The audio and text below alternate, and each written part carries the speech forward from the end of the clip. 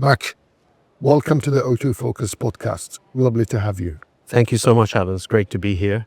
And I'm not sure because you just called me Mac. So let's just be clear. It's Mohammed Maktari. You know me as a friend. Okay, Mac is short for Maktari. But thank you. Thank you so much. It's great to be here. And how did that come about? Tell us, because in the industry, it's when you say Mohammed Maktari, say Mark. Oh, yes, of course. Yeah. It's a fascinating story. So back when I was doing my A-levels, Okay. I was in Warwick University. They had this accelerated course for A-levels where they compressed A-levels, if you remember.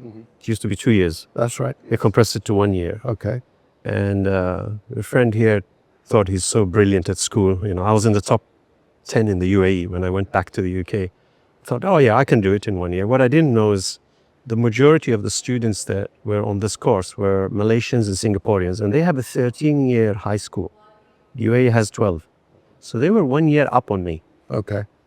So I went into this and I had a really hard time, but I had a mathematics professor. I still remember her name. You were talking, 36 years later? You're showing your age now. Yeah. Good. Anita Carpenter. Okay. And because every time she said Mohammed, from the Malaysian and Singaporean, there were 65 of us in the class. Okay. There was at least 16 Mohammeds. Okay. And she said one day, I can't do this anymore. Okay, you're Mac from Maktari. You're. And it stuck from those days. Wow. And the irony is I've worked obviously in so many different industries and brands, etc., within the Middle East. And I never forgot, I worked in Saudi Arabia, as you remember, a couple of years with Nalibru. And the owner, the chairman, he loved to call me Mac. As soon as he found out, it's not Mohammed, it's Mac. I love it. So it stuck. Okay. Fair enough. Okay. So let's begin with your journey. Now that we know what the Mac comes from, which you're known for the industry. How did your career automotive led you to leading NIO MENA? Interesting angle. I'm inquisitive. I've always been into auto. I started, if I were to shock you, I knew that I want to be in auto from the age of 8. At the age of 8, my mom bought me my first set of ring spanners, open-ended spanners, and box spanners. Okay. Because I used to dismantle washing machines and stuff. I didn't know what I was doing, but I just thought it was fun. Okay. So I was actually a menace in the house. So from a very early age, I loved to tinker with, started with bicycles, then motorcycles, got myself in a lot of trouble as a teenager, and we lived in Sharjah. Yeah, okay. And it progressed through cars. And obviously I'm just following the technology, right? So I've gone through everything from all the internal combustion engines, petrol, diesel, turbocharged, supercharged. And I'm at this point where okay, what's left? Electric vehicles. Okay. Right? And the fact is, I started looking at NIO way before I joined them, before they thought of coming to the Middle East. I was looking at them already from 2021, when they had no intention of coming here. It was part of, during COVID, we were looking at alternative businesses. EV was picking up, Tesla was doing fairly well. So I was looking at that. And that's kind of where I started my interest. And what caught me about NIO in particular was the battery swapping technology. It really just stood out from all the others because it's a solution for many other problems, not just the retail customer. Most of us think of the retail customer, but there are many other solutions. And that's a very interesting point. We'll come to talk about that because I think that's very, very important. But you worked with some global massive names, Jaguar Land Rover, 3M, but you also work for the OEM side and you work for the dealer, importer, and the retail side. How is leading, a very forward-thinking EV manufacturer, how is that different from what you've been doing so far? It's 180 degrees different. Okay. The reason for this is everything I've done has been either wholesale, manufacturing, wholesale, or retail, which is traditional business, have been around now for over 100 years. NIO in China, when they started, they've been focused only to B2C. So they've been selling directly to customers. So the founder, William Li, he felt that the level of the dealers in China wasn't to the level of his expectation for a premium brand. So he said, I'm going to do it. And you're sitting today in the NIO house. this is actually his vision. In fact, he was very much involved. It was like for 4 months looking at the drawings, how to make it as hospitable, as friendly as possible. So he still has a very, very strong influence on that. However, when they stepped out of China, when Abu Dhabi government made the investment and they said, why don't you come out to the Middle East? They've never done retail through distributors. They've done retail direct, but they've never done retail through distributors. This is a completely different game. So for me, with all these brands, we've always done dealers, distributors, national sales companies. We've seen all of course, the dominant one here in the Gulf countries is exclusive distributors. And there's a lot of historical reasons for that. And people think it's just because of monopoly, but it's not. There's other reasons for it. And talk about the EV world. It's always becoming crowded. There's so many new entrants coming. What differentiates NIO in terms of philosophy, in terms of product, in terms of customer experience or customer centricity? How is NIO differentiating itself? It's a good question. You're absolutely right. I mean, I think back in 2020, I saw a statistic in China that there were 236 brands. Probably over 150 of them were EVs, right?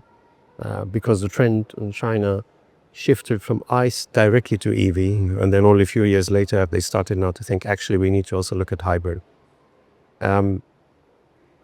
But again, I will come back and I'll say the biggest differentiator for NIO is the power swap, because that started already in 2018 in China.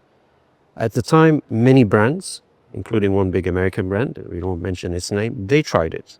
And power swapping is really very difficult to do because, everybody thinks of a telephone, you pull the battery, the old phones, of course, not the new ones. You pull the battery, you swap it, put another battery.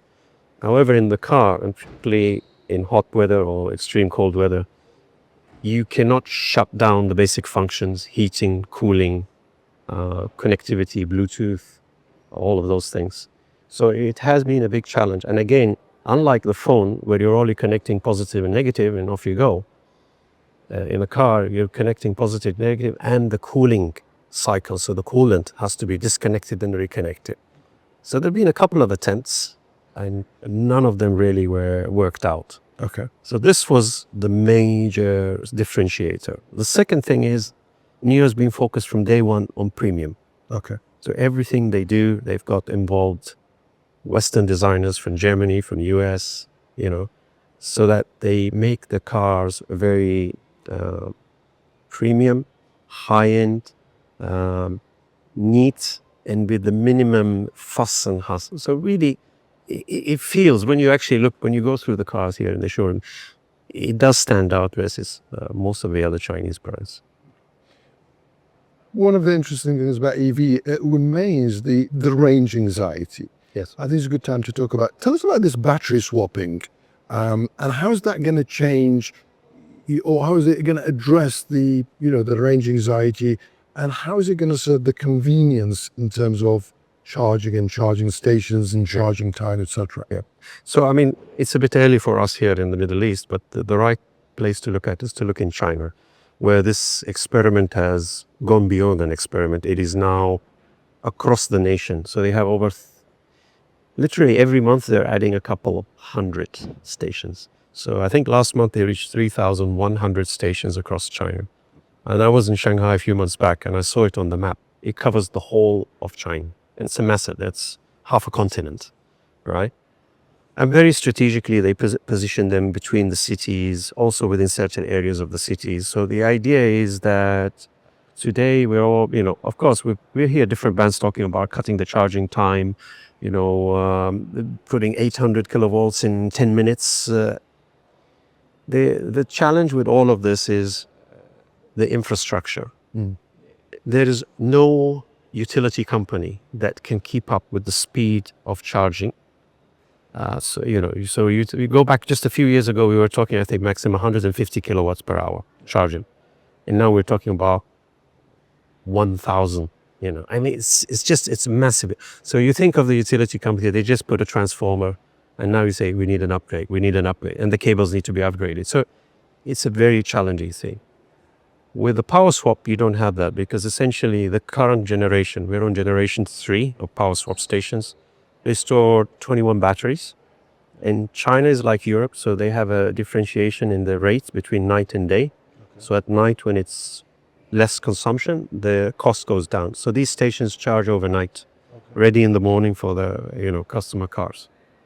So consumers in China, literally, I thought the last statistic, 65% of NIO consumers are using battery swap because of the convenience. It's built into the charging map. The vehicle and the system figures out which direction you're going, what's the closest swap. You turn up, there are no queues. The queues are virtual, digital. So every time you'll see somebody leaving, but you'll never see a car in front of the station. That's how swift and smooth it is. You drive into it, again, I've experienced it, between 3 to 5 minutes, depending on the model and the location. So, I mean, that's faster than refueling. So it's made intercity travel a breeze. There is no anxiety in China. And in fact, this model has been so successful that earlier this year, NIO announced an alliance with, I think it was 12 other brands in China. Chery, Geely, FAO, all of them, whereby their future product, they will adopt the battery and chassis structure. Because the battery is not our technology, it's third party. But the technology is the way you fit and unfit, the type of fasteners, how the chassis wraps around it so that you don't lose rigidity, because essentially the battery in most electric vehicles is structural. Here it's not, right? So they are sharing that with all the platforms. I believe Chery Automobile is coming out with the first shared technology. They announced it in China, Q3. Okay. Right? And one of the big battery manufacturers, Catel, it's common knowledge now, are talking about getting heavily involved. So they're looking at investing and taking it from 3,000 to 10,000 stations. Okay. I mean, I think that would really kill normal charging systems. The other thing that you also need to take into mind, constant supercharging, because they'll always quote you between 20% and 80%. So that's where you supercharge. But constant supercharging will actually run the battery down. It's okay to do it from time to time, but the assumption is that you do slow charging. So in the power swap, predominantly it's a slower rate of charge. Batteries are checked, health is checked, and if all okay, then it's swapped into the next vehicle. But there's no rush to just push all this energy into the process. You've got the whole evening to charge it, right? So that's kind of where it's really taken off. Now we're in Europe. We have about 60 stations, and as you saw, you were with us a month ago. We just launched the first station here, and then we'll see how we take it forward. Yeah. So just for the viewers, so effectively the battery swapping is you drive in. It takes about 3 minutes. We take away the old battery. We put a new one. It goes underneath the car, you don't feel anything. And then it's a subscription model. So that's a good point. The subscription model is in China. We don't have it here yet. Okay. So that brings another big advantage if you do subscription. And basically, the battery is one of the most expensive components in the vehicle. Yes. So in China, they deduct that from the price of the car. So the car pricing comes down substantially. If I was to kind of equate it here in the UAE, you'd be talking about 50 to 60,000 dirhams off the retail price. Okay. It's a big amount, right? Okay. But we don't have that because you need a bank behind you. 21 batteries per station. And then, literally for every car, or every 2 cars, you need an extra battery if you think about the cycle. But that's a step that we're looking for partners to work with who are into financing and into energy, because it's really out of the scope of mainstream automotive manufacturing, wholesale and retail. Yeah. Okay. All right. Great. So talk about that. So we've got the swappable batteries and EV. It's obviously it represents a lot of opportunities, but it also comes with challenges. Yes. What is your view in terms of the MENA or the GCC being EV ready, both in terms of infrastructure and in terms of customer acceptance, sorry? It's a big region. From here to Morocco is almost 10 hours flight. It's longer than going to London. So there's a huge variation in readiness. Some countries are way ahead, and some countries are ahead in charging infrastructure. Some countries are ahead in the taxation structure to encourage customers. So there's a lot of barrier, and some are not ready, right? And couldn't be bothered, right? So every country we have to look independently, right? We can't just assume one way to do business in all these countries. We've started looking at it. It's a big challenge. It will take us probably a couple of years to go through the different countries and figure out what works for everywhere. I'll give you a few examples. So UAE is probably one of the most advanced in the GCC. Government is very much committed and is investing heavily in the infrastructure. I think the last count we saw more than 2,000 charging points across the country. So that's fantastic. That's great. So we are probably the most ready from an infrastructure point of view. But from an incentive point of view, we're not, because the pricing of fuel, I'm talking competitive pricing of electricity, it's kind of almost the same. And then you have to look at the total cost of ownership and then to justify and to explain. In other countries, if we take Jordan, for example, there's a very high tax on internal combustion or ICE engines because they're trying to limit the amount of emissions because the city of Amman is quite congested and old. So from that point of view, they want to bring emissions down. On the other hand, the tax on EVs is more moderate and power is widely available because they were gearing up to supply power into Iraq, supply power into Syria over time. And that never happened. So now they're supplying internally and they're encouraging any projects for charging stations, this, that. They're really pushing heavily. Those two very different models, but both are progressing rapidly. Jordan's sales last year, 70% of their sales was EV, not ICE, to that extent. And each country is different. I mean, Egypt, for example, also has some very interesting aspects because they have hydropower. Okay. And again, we have to always look at where's the energy coming from. Is it truly green? Is it clean? So hydropower is one of the best. And I think they have a very clear vision now to push this through. And there's a couple of big investors who have started to put a lot of electric infrastructure around, particularly the newer parts of Cairo. New Cairo, the parts that like Zayed City. These are areas where there's a lot more progressive people and they're looking at different vehicles.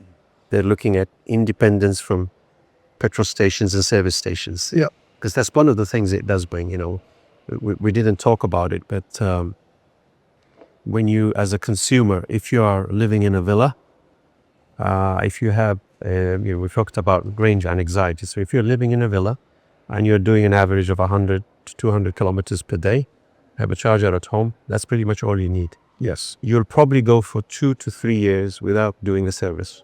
Because essentially there's just air filters and very, very small one. Even the brakes, most people will never change a set of brake pads on their EV for the whole life. No. So there's a huge benefit for the consumer that's well situated with a house or a villa. If you live in a building, that's another story. Yeah. Right? And then it depends on the age of the city. I mean, if you know Italy, if you are in Italy, for example, it's impossible. I mean, they just don't have the power, not on the street, not in the transformers, not in the houses. So most countries have a challenge in buildings. And that brings us back to power swap. This could be a great solution for any developer that wants to enable, particularly if you have high net worth individuals who want to buy EVs and say, hey, can I get a charger? No, you can't. But we have a power swap station just around the corner. So that's one of the solutions it can give, which is tremendous. And NIO, obviously, they're very forward thinking. They're a global leader in electric vehicles. They prove themselves. But they are also heavily into autonomous driving. Yes. How is that progressing? Is it, because a lot of, the first thing people ask is it level 5? Can I take my foot, my hand off the steering? Does it come with a steering? Because some of them, a lot of it you hear, it comes with that. If you want the steering wheel, it's an extra. How far is NIO with autonomous driving? So in China, the cars that you see here are fully autonomous. Okay. In China. For the GCC and MENA region, we're locking it at level 3. Leveled. Okay. China is very regulated market. Everybody works with the government as a partner. So it's fairly easy for them to figure out what is needed and implement it. No discussions. And it's roads, infrastructure, smart signs, satellite navigation. I mean, there's a lot of elements. It's not just the car. Because everybody just looks and goes, yeah, is the car enabled? Yeah, but the city needs to be enabled. The network. And they will say, well, why is that? Come on, it mostly sits in the car. Yes, it does. But if you have tunnels, for example, extended periods for 20, 30 kilometers under the city, that brings a lot of challenges because your GPS stops operation. You're underground, reinforced concrete around you. There's no signal. GSM can be no signal. So your infrastructure needs to be prepared for this. They have to do repeaters and systems that switch your telematics from above the ground to below the ground. It's a lot of stuff. So the answer is we've not launched it. We are at level 3, right? Yeah. So you can use the autopilot. It's really good, but you have to keep your hand on the steering wheel. Okay. If you don't, the car will give you a warning. If you still don't, it will pull over and stop. Oh, okay. So, all right. Abu Dhabi's CYVN is a major investor in NIO. How is that going to give NIO an advantage, especially in the MENA region? It's a good question. I think if you look at the UAE and Abu Dhabi Sovereign Fund, it's been in the news for the last probably 6 months. It's become now the biggest sovereign fund in the world.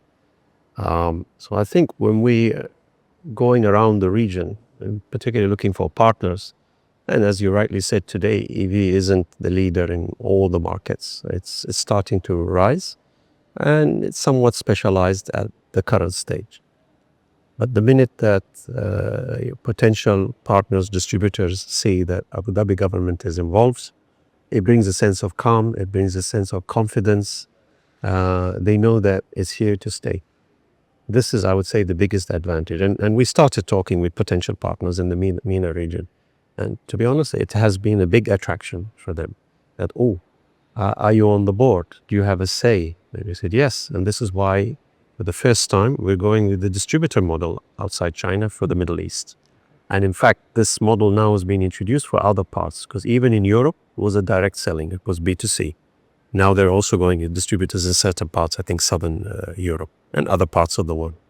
So the influence of Abu Dhabi and the investment is helping make it more of an international company. And in terms of, obviously, we're in this beautiful NIO Center, and we'll show some of the B-roll and some of the vehicles. Yes. I saw one in Sheikh Zayed Road. Are you rebuilding one there? So yeah, we've got a temporary one in the IFC in Dubai, which is the financial center. Yeah. Simply because of time constraints, we couldn't open in time the one on Sheikh Zayed Road.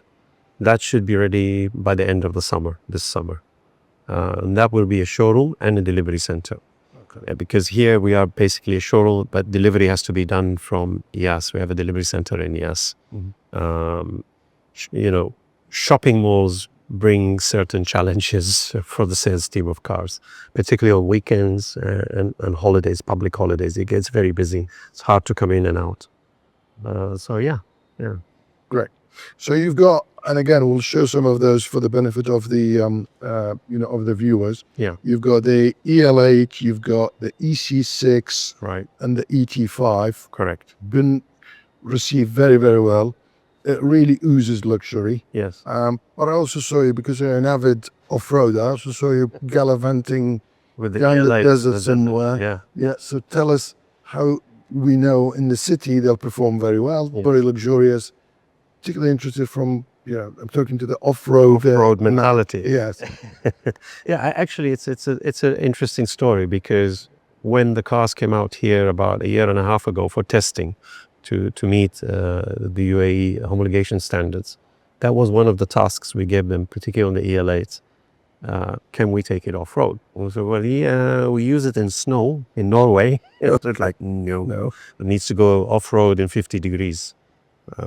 So they did a lot of R&D. They've done quite a bit of modification to the traction system to allow basically the wheels to spin, which, as you were looking at the video earlier, you'll see the wheels are spinning because that's typically one of the constraints. You take a regular vehicle off-road and then the system starts hitting the brakes and slowing it down, whereas you actually need spinning of the wheels so that you keep momentum going. That's just one of the aspects that they worked on. They also worked on expanding the cooling system, because while, yes, you don't have an internal combustion engine, but your battery starts to heat up as you draw more current out of it. Your motors are also on the same cooling system. They also then start heating up. So the cooling system was bumped up and the air conditioning system was bumped up. In the vehicle, they've actually created an icon for sand mode driving. So it automatically lifts because the car is on air suspension. So it raises the car and it shifts all the modes for everything to cope well with the sand. As you saw, it does very well.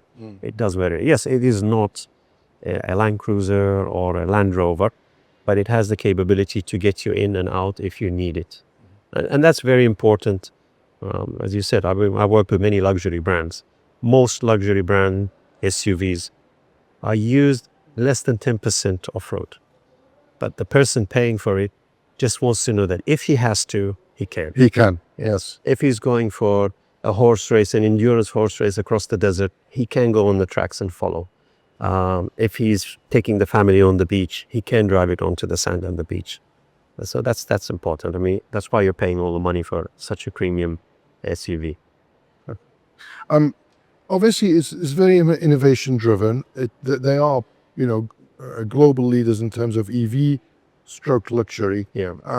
Is there anything you can tell us that is coming in the future without breaking any confidentialities? Both in terms of NIO, and in terms of operations here in the MENA region. See, what I can share with you is the stuff that has been already released in China, which we aspire to bring out here. So, NIO's experiment in the premium segment has brought certain challenges, which is the volume.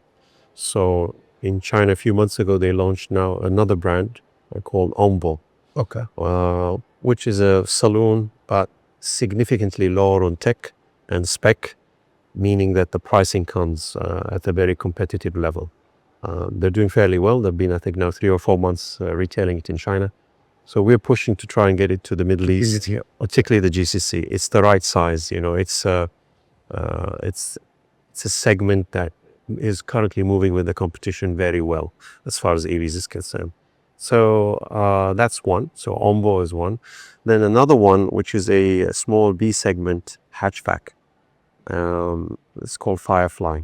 Okay. So that's also been launched or about to be launched in China, but it has been released.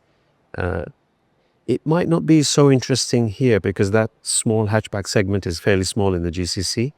But for MENA, if we look at the Mediterranean area, so if you look about Morocco all the way up to Lebanon, Syria, around that area where there's a big affinity to small European hatchbacks, this could be a very interesting car for those markets.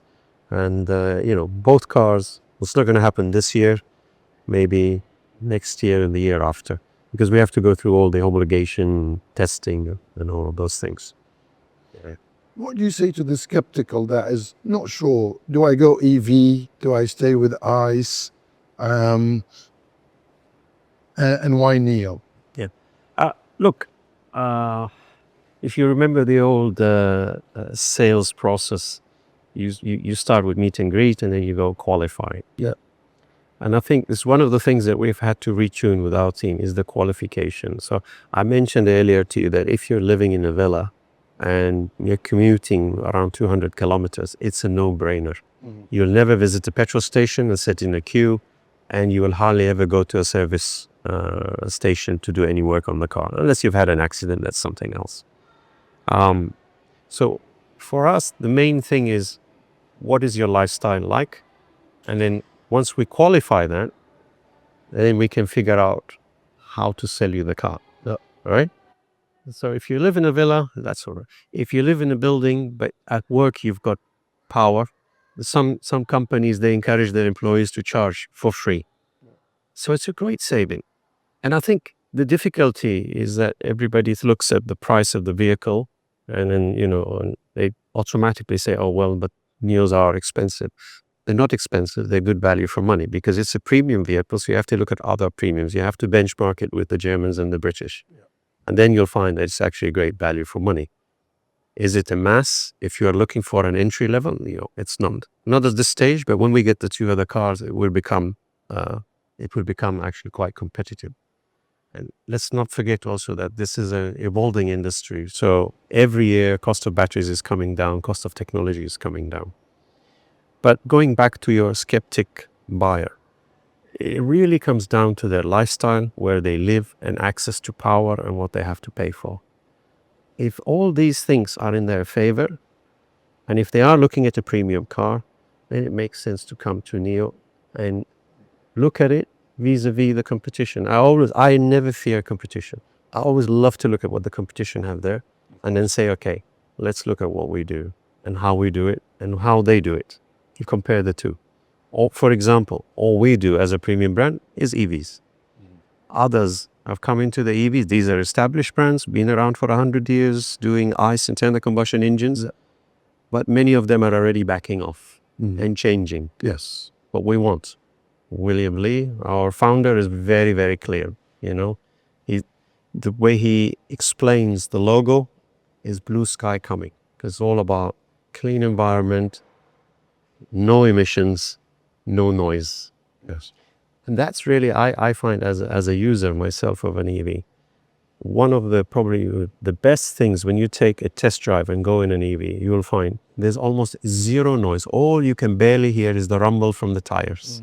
Yes. So if you've passed that stage of life of discos and V8s and noise, and you're more into, I want to have a great conversation, I want to listen to fantastic music, it's amazing on long distances. The quality, the lack of fatigue from vibration, from heat, from noise. Yes. It's a tremendous thing. But you have to be looking for that. That's where I said we have to really qualify the customer very well. Yes. So, yeah. If you were to encapsulate NIO as a brand, and in 3 words, what would they be? Forward thinking, looking after the environment. That's the way I would put it. And if you were to encapsulate Mac in 3 words, what would you say? Always exploring and never stop learning. Yes, that's the way I look at it. And I can vouch for that, knowing me personally. Yes, absolutely. Absolutely. Mac, it's been an absolute pleasure. Thank you so much. I wish the brand all the success in the world. Just before we go, if somebody's interested in actually talking to you guys in terms of distribution, in terms of agency, in terms of being an importer, do they just get in touch with you guys? They can reach me out. People find me on LinkedIn. Okay. That's the easiest way in today's world. Drop me a note and I'll pick it up and the team will pick it up. And yes, we love to hear from everybody.